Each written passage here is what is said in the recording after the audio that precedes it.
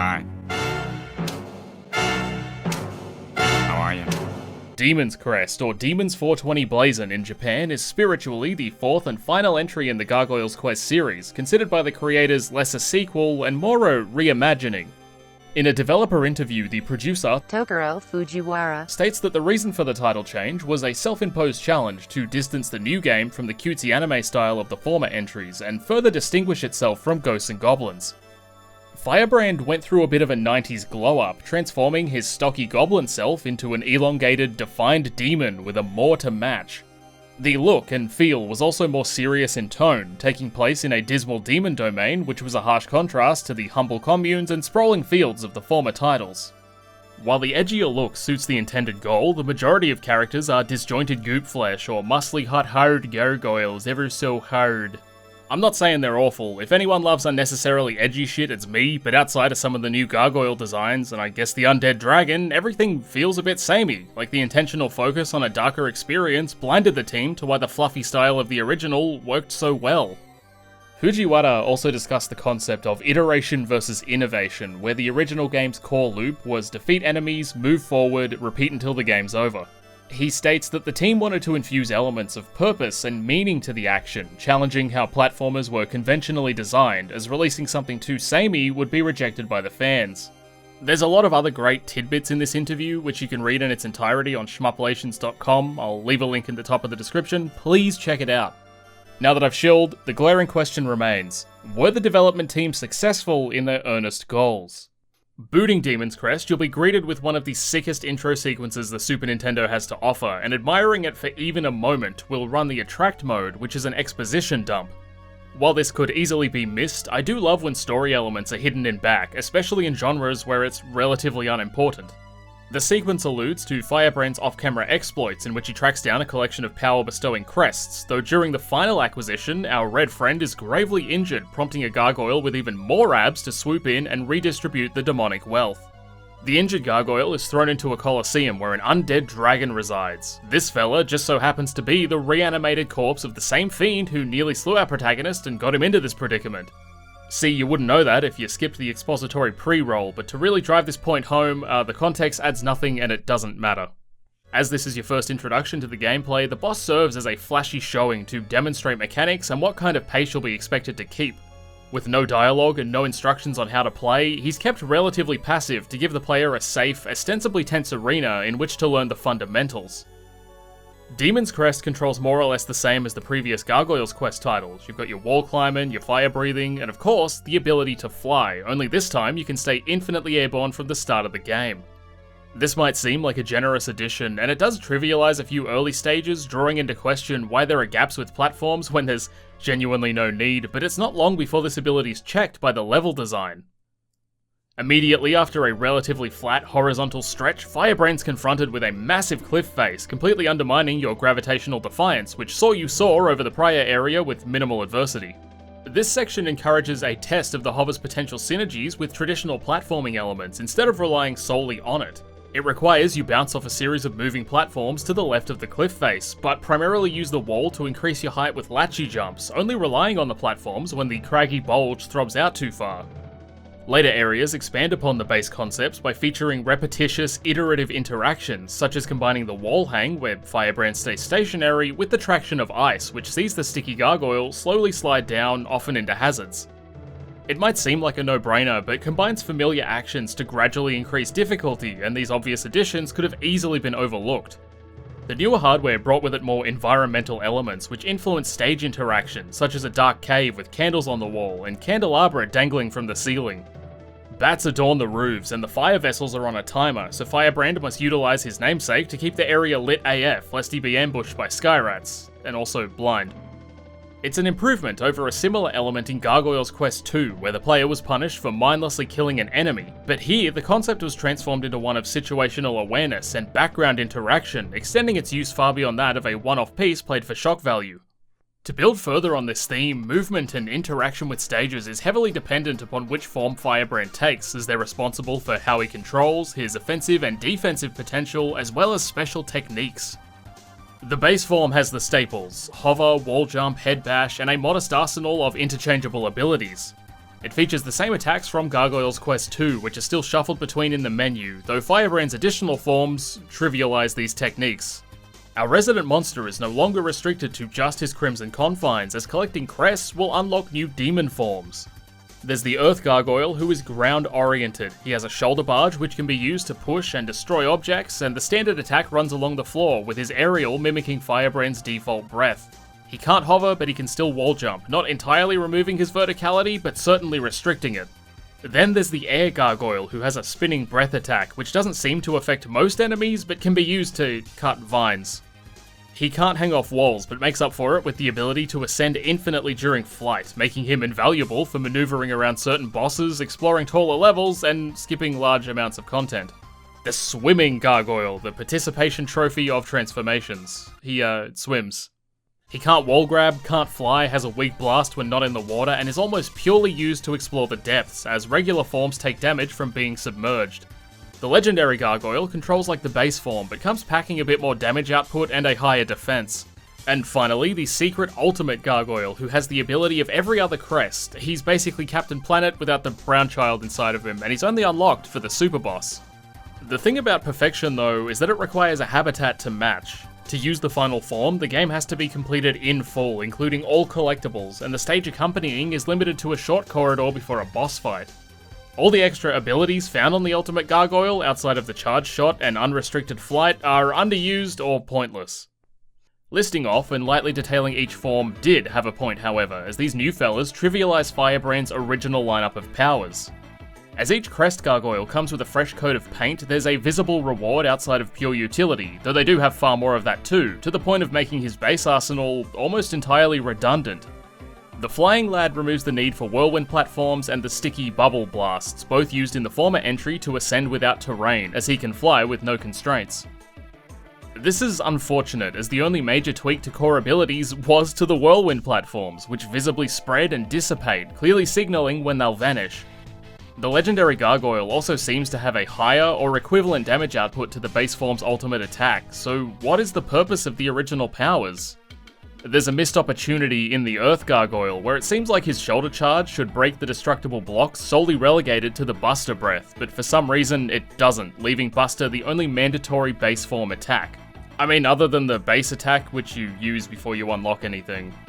Outside of that, all Based and Red Arremer really has going for him is mid-game damage output for some bosses, with the most evenly spread movement options.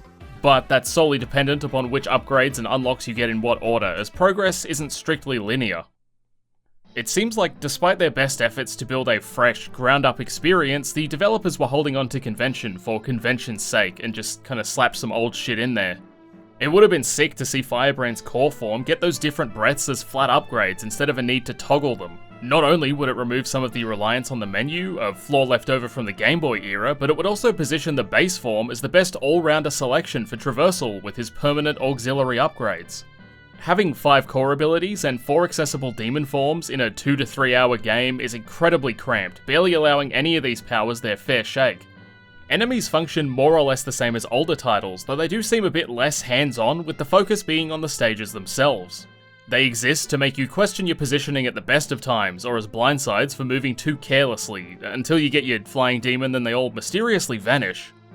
A noteworthy mention is the grabby hands that hold you while a dirtface tries to crunch your bones, and you've got to jiggle free, but most serve the same purpose as terrain, to be flown past unless they're directly in the way. To go back to the cliff example from the beginning, the bugs that crawl up the wall here don't exist because they need to fill the stage, they exist as an aid to the adversity of climbing. These kinds of enemies are used a few times, and in some interesting ways, but most exist to be moved past or mindlessly blasted. While that is a bit of a downer, it's not all bad, because regular enemies come and go, but the meat is forever. And in Demon's Crest, the meat is a cramped, borderline contextual exploration and some uneventful boss fights. Oh boy. There's not a lot to say about the optional collectibles, as most are gated behind a gargoyle ability and extremely obvious. The game should have just handed them out with how blatant most are. There are a few which are decently hidden and require a keen eye or a willingness to be penalised, but exploration and secrets are more focused on taking notes of oddities in stages and remembering that you've got a headbutt ability. A large portion of secrets are health upgrades, but there are also vials for storing potions and vellums for storing spells, as well as accessories which grant Firebrand secondary abilities, such as more health drops or higher stats. Really, exploration is a means to make bosses less difficult, which may be why they feel a bit, pathetic? Most big boy encounters are over before they begin, as even if you're not hitting the boss's vulnerabilities, their movements are simple, oddly reminiscent of the first title, only without the susceptibility to close range spam. Primarily, encounters are about leading movement and knowing the range of both yourself and your opponent, though Firebrand is given ample time to dodge most attacks. Except for that fucking wolf boss where the intended solution is to, cheese him because he moves too fast. The unlimited hover off the bat brought with it a more aerial focused opposition. This, coupled with the bosses who take their sweet time revealing their weak spots, leads to large portions of combat time spent waiting for the guy to come down, or to reveal his blasty spot while you dance around rudimentary attacks and fodder enemies. A great example is the second boss, who is just a less humanoid gargoyle and ascends until he's out of reach, blasting pissy little feathers at the player.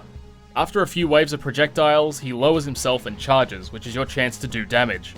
It's fairly mindless, and it's an early solid addition, but he's reused multiple times and is progressively more boring each time he rocks up.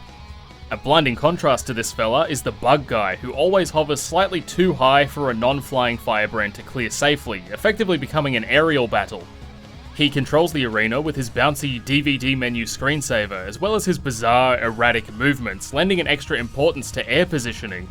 It harkens back to the concept of micro-correcting height that the previous entries utilised so well.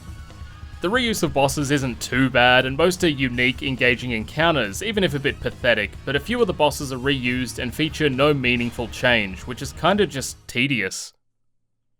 Arremer, the initial antagonist, appears 3 times in total, and he keeps to the skies, dive-bombing the player each time.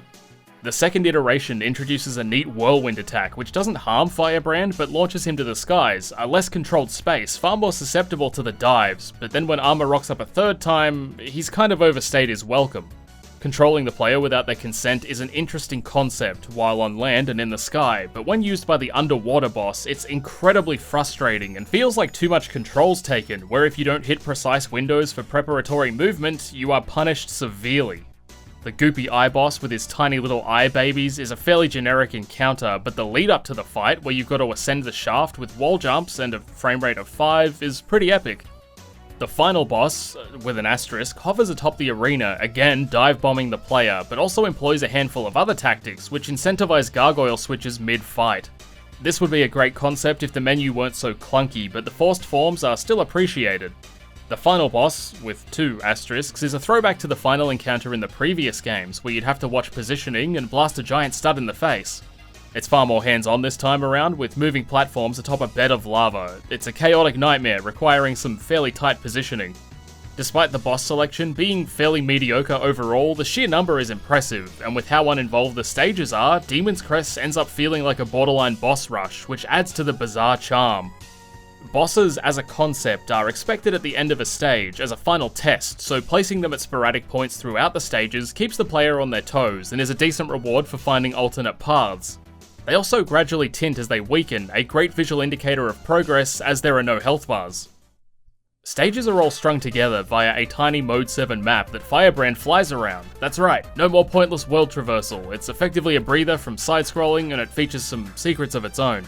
The primary offering of stages is a modest 4, and if you clock these and beat the bad guy, he ends up dying before he can complete his goal, as his monolithic structure crumbles. This is called the bad ending, but melodrama's overrated. I'd say it's a pretty good result. It's the intended first path, and seems like the goal was for people to get the bad ending, and for that to light a fire in them to explore the game more. Finding a few secrets would unlock 2 more stages, access to the remaining quests, a tougher final boss, and the good ending, where the bad dude turns himself into jewelry. If a diligent player were to collect everything in the game, completing each stage, each optional area, and effectively 100%ing it, they'd be granted one final fight. After the credits, the password displayed unlocks a short, unnecessary stage, a super necessary boss, and a demon form strong enough to tackle them both. This fucker took me a while to defeat, and I reckon the difficulty mostly stems from being pushed, which few other bosses do. Movement's tight, you're required to swiftly control both axes, and he's pretty beefy, leading to a fairly drawn-out scuffle. It's far from complex, and a handful of attacks awkwardly fly at you from off-screen, but granting the player a single demon with the power of all the crests, then complementing that with a boss who requires you use some of it, is a fitting final test for the series. Good things don't last forever, and some may argue that the only reason something has value or importance is that time is finite. This applies to Gargoyle's Quest. It's a great series that got in, more or less achieved what it set out to do, and stopped before it went to shit. I mean, it came close a couple times, but overall, it's a solid set of games. There are always calls by fans to bring back these long-dead series, and while the idea that fanbases can revive something they love dearly is an empowering sentiment, and as much as everyone wants more of the thing they enjoy, it rarely turns out how we envision it. Sometimes, things are best left dead, to be cherished for what they were and not strung out and copied in a shallow attempt to satiate fans' hunger in the name of corporate greed and endless consumerism. To ask for more implies that you aren't happy with what you received, which is ironically a tragic way to disrespect some amazing pieces of media. So to close, I'll leave you with this. If I don't get a new Gargoyle's Quest soon, I'm gonna burn all my Resident Evil Funko Pops, and I'm never buying Red Orbs in Devil May Cry 5 again. This is your final warning, Capcom, I'm not to be fucked with.